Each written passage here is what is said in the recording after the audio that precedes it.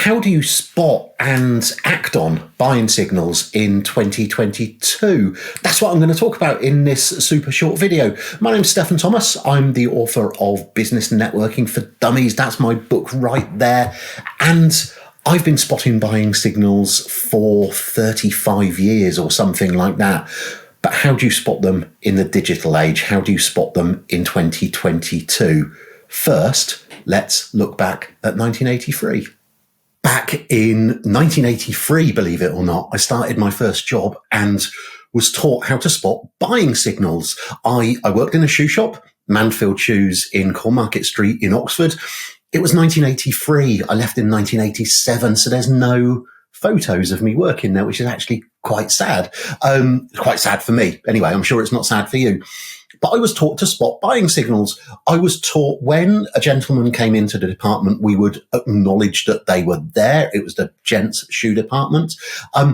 We would then give them a few minutes. And then if they were hovering over a particular pair of shoes or maybe showing them to their partner or looking around, that was a buying signal. They were interested in then taking the conversation further. So we would go up and say, "Oh, can I help you with something at all, sir? Is there a particular pair of shoes you're looking for today?" In 2022, though, it's a little bit different because I'm working from home and going to networking events. I don't work in a shoe shop anymore. I'm not spotting who's hovering over that particular pair of shoes, who's showing that shoe to their partner and talking about it. But we can still spot buying signals. We really can, and I still do.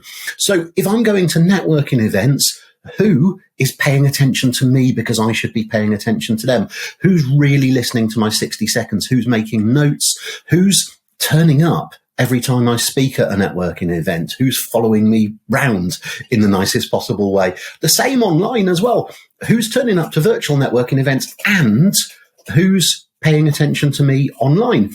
Let's take LinkedIn as an example. So online on LinkedIn, I pay a lot of attention to who's paying attention to me, who's liking and commenting on everything that I do, broadly speaking, because those people are interested.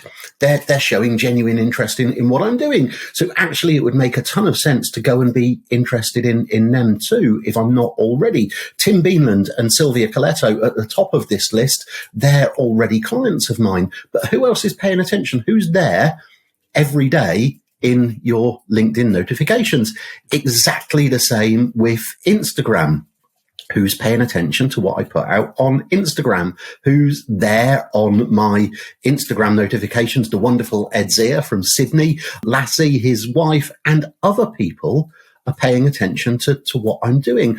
Who are those people who are popping up regularly? Because that might be a buying signal. They might be really interested in what you're doing, just might need an excuse or a bit of a pointer, a bit of a guide to actually come and talk to you. So the next thing I do, I use a tool called Canddi, because with those people who are paying attention to me, if I've got a service that might be of interest to them, I don't hesitate from recommending it to them. So I send them an email to open the conversation. I send them a LinkedIn message to open the conversation. And then I use Canddi to tell me who's actually reacting to that sales message, who's actually reacting to that marketing. And if I do the right things with Canddi, it will actually show me who's going and looking at my website after I've sent them an email. That's an absolute buying signal. If someone's not interested, they'll respond straight away and say, "Hey, Steph, thanks very much. Not for me right now."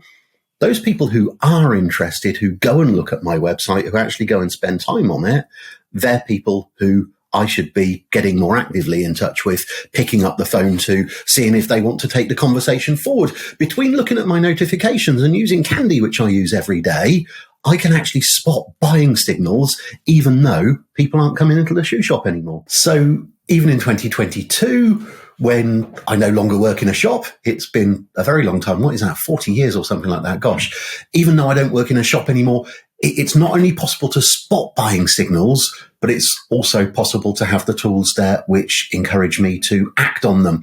And you should. Sometimes people need encouraging to buy from us. Sometimes people just forget that they wanted to. Acting on those buying signals quickly is one of the things that can make a huge difference to how much success you get from your networking and how much success you get from LinkedIn as well.